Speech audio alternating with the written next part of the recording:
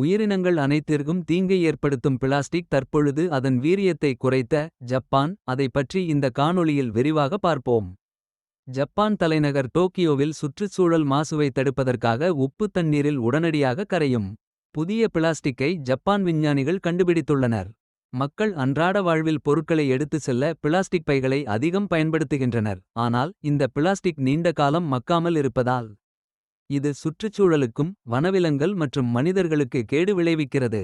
இப்பிரச்சினையை தீர்க்க ஜப்பானில் உள்ள எமர்ஜென்ட் மேட்டர் சயின்ஸ் எனும் செம்ஸ் ஆய்வு மைய விஞ்ஞானிகள் புதிய வகை பிளாஸ்டிக்கை உருவாக்கியுள்ளனர். இதை பயன்படுத்தும்போது உறுதியாக இருக்கும். உப்பு தண்ணீரில் போட்டவுடன் கடைறந்துவிடும். தண்ணீரில் கரைந்ததும் அது தீங்கற்ற பொருட்களாக மாறி சுற்றுச்சூழல் பாதிப்பை குறைக்கும்.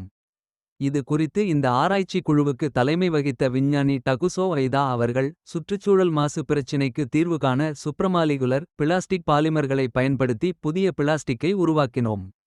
2 அயனி மோனோமர்களை இணைப்பதன் மூலம் இந்த பிளாஸ்டிக் தயாரிக்கப்படுகிறது. அவை வலிமை மற்றும் நெகிழ்வுத்தன்மையை வழங்குகின்றன. இந்த மோனோமர்களில் ஒன்று பொதுவாக உணவில் சேர்க்கப்படும் சோடியம் ஹெக்சாமெட்டாபாஸ்பேட். மற்றொன்று பல குவானிடினியம் அயனி அடிப்படையிலான மோனோமர் ஆகியவையாகும். 2 மோனோமர்களும் பாக்டீரியாவால் வளர்சிதை மாற்றம் செய்யப்படும். பிளாஸ்டிக் உப்பு தண்ணீரில் கரைந்தவுடன் மக்கும் தன்மையை உறுதி செய்கிறது என்று டகுசோ ஐதா அவர்கள் கூறியுள்ளார்கள்.